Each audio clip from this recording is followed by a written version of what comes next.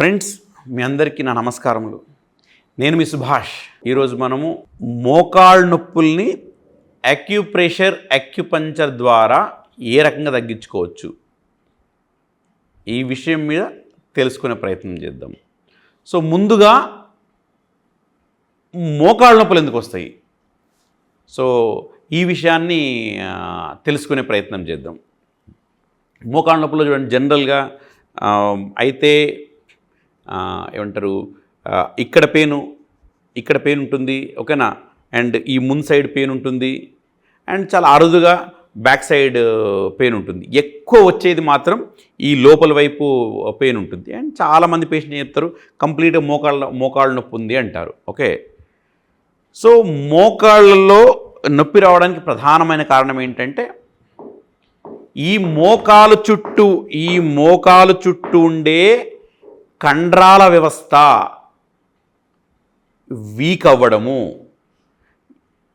ఈ కండరాల వ్యవస్థ బలంగా లేకపోవడము. సో దీని ద్వారా అండ్ ఇంకా లోపల ఈ ఎముకలు దగ్గర రావడము, లోపల గుజ్జు అరిగిపోవడము, అండ్ ఫ్లూయిడ్ ఉత్పత్తి తగ్గడము.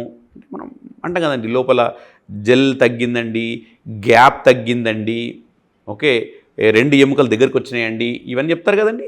ఇవన్నీ కూడా మోకాలు నొప్పి రావడానికి కారణాలు. సో మోకాలని మనం ఒకప్పుడు మన పూర్వీకుల్లాగా మనము సమర్థవంతంగా ఉపయోగించుకోలేకపోతున్నాము. మనం ఎక్కువ వెస్ట్రన్ టాయిలెట్స్ వాడుతూ ఉన్నాము. చిన్నప్పటి నుంచి కనుక ఇండియన్ టాయిలెట్స్ రెగ్యులర్గా ఉపయోగించి మనము కింద స్క్వాటింగ్ పొజిషన్లో కూర్చొని కింద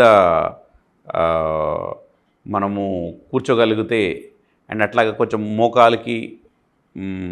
మోకాలు కోర్మల్ స్ట్రెంథన్ అయ్యే విధంగా రెగ్యులర్ ఎక్సర్సైజ్ చేయగలిగితే డెఫినెట్గా మోకాలు హెల్త్ అన్నది బాగుంటుందండి, నీ హెల్త్ అన్నది బాగుంటుందండి.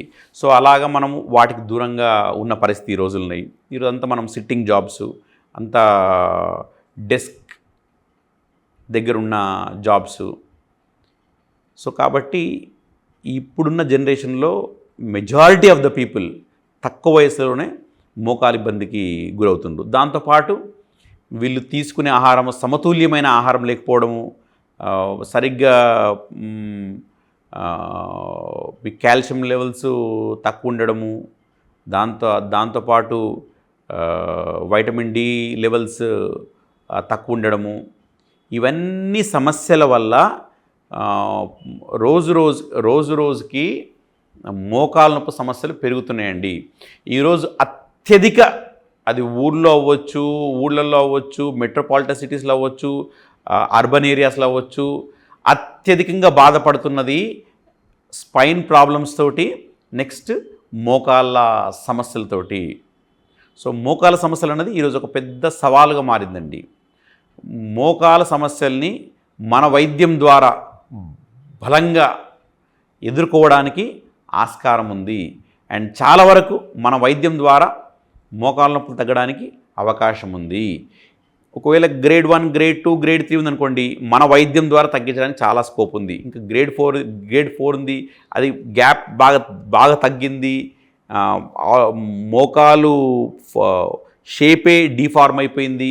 అలాంటి సందర్భంలో మనము సర్జరీకి పేషెంట్ని ఏమంటారు, వాళ్ళకు మీరు మరి సర్జరీ వైపు చూడండి అని చెప్పే అవకాశం ఉంది తప్ప, అంతవరకు మాత్రం వాళ్ళ డైటరీ చేంజెస్ చేసి నెక్స్ట్ మన వైద్యం ద్వారా మనం వాళ్ళని సమర్థవంతంగా ఎదుర్కోవడానికి అవకాశం ఉంటుంది.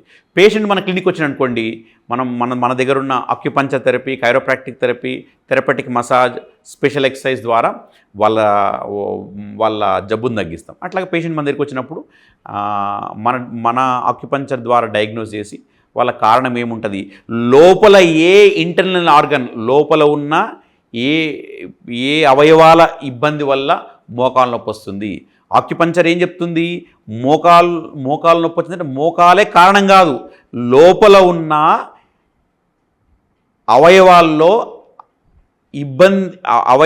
ఇబ్బంది గురవ్వడం వల్ల ఇక్కడ మోకాలు నొప్పి వస్తుంది. సో అందరికీ మోకాలు నొప్పి రావట్లేదు కదండి, కొందరికే వస్తుంది, కొందరు రావట్లేదు కదా, అంటే ఏదో కారణం ఉంటుంది కదా. సో లోపల ఏవైతే అవయవాలు ఉన్నాయో ఆ అవయవాల్లో ఇబ్బంది వల్ల ఇక్కడ మోకాలు నొప్పి వస్తుంది, అది ఆక్యుపంక్చర్ చెప్తుంది. సో అట్లాగా మనం పేషెంట్ మన దగ్గరికి వచ్చినప్పుడు అట్లాగా వాళ్ళని డయాగ్నోజ్ చేస్తాము. ఒకవేళ సమస్య కనుక ఈ మధ్య వచ్చింది, మోకాలు నొప్పి తీవ్రంగా లేదనుకోండి, మీరు రెగ్యులర్గా సన్లైట్ కూర్చోండి, సన్లైట్కి ఎక్స్పోజ్ అవ్వండి, నువ్వుల లడ్డూలు తినండి, డయాబెటిక్ అయితే నువ్వులు తినండి, అండ్ రెగ్యులర్గా నీ స్ట్రెంత్ని ఎక్సర్సైజ్ చేయండి. దీంతోపాటు ఇప్పుడు నేను చూపించబోయే బ్రహ్మాండమైన అక్యుప్రెషర్ పాయింట్ని జాగ్రత్తగా గమనించండి అండ్ ఆ పాయింట్ సహాయం తీసుకునే ప్రయత్నం చేయండి. ఒకవేళ మీకు లెఫ్ట్ మోకాలు నొప్పి ఉందనుకోండి, లెఫ్ట్ హ్యాండ్లో మధ్యవేలు. ఒకవేళ రైట్ మోకాలు నొప్పి ఉందనుకోండి, రైట్ హ్యాండ్లో మధ్యవేలు. సో ఈ మధ్యవేలులో కూడా ఈ సెంటర్ జాయింట్, అంటే ఇది ఫస్ట్ జాయింట్, ఈ సెకండ్ జాయింట్, ఈ థర్డ్ జాయింట్ అనుకుంటే ఇది centre joint.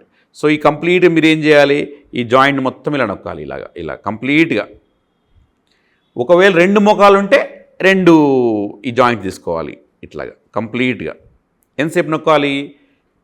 30 seconds to 3 minutes. ఎలా నొక్కాలి? నొక్కాలి వదలాలి, నొక్కాలి వదలాలి, నొక్కాలి వదలాలి, నొక్కాలి వదలాలి. అంతే గట్టి నొక్కకూడదు, అలానే మరి సున్నితంగా నొక్కకూడదండి. ఎప్పుడు నొక్కాలి? భోజనానికి అరగంట ముందు కానీ, భోజనమైన తర్వాత గంటన్నర తర్వాత కానీ. ఇట్లాగా రోజుకి ఎన్నిసార్లు చేసుకోవచ్చు? రోజుకు 3 సార్లు చేసుకోవచ్చు. ఒకవేళ పాయింట్ నొక్కితే, మనం రాంగ్ పాయింట్ నొక్కితే ఏమైనా అవుతుందా? ఏమవ్వదండి. మన వైద్యంలో సైడ్ బెనిఫిట్స్ తప్ప సైడ్ ఎఫెక్ట్స్ ఏం లేవండి. ఇట్లాగా సో ఇట్లా మీరు కంఫర్టబుల్ పొజిషన్లో పెట్టుకుని కూడా మీరు చేయొచ్చు. కానీ ఎప్పుడు చేసినా మనసు దీని మీద పెట్టి చేయండి. అదే ఎవరితో మాట్లాడుతున్నో టీవీ చూస్తున్నో చేయకండి. అండ్ ఖచ్చితంగా విశ్వాసంతో చేయండి. ఎస్, మన వైద్యం చాలామందికి హెల్ప్ చేస్తుంది. సో మీకు కూడా హెల్ప్ చేస్తుందని ఆశిస్తున్నాను. ఫ్రెండ్స్, ఇంకో మంచి వీడియోతోటి మళ్ళీ కలిసి ప్రయత్నం చేస్తాను. అందాక సెలవు మరి.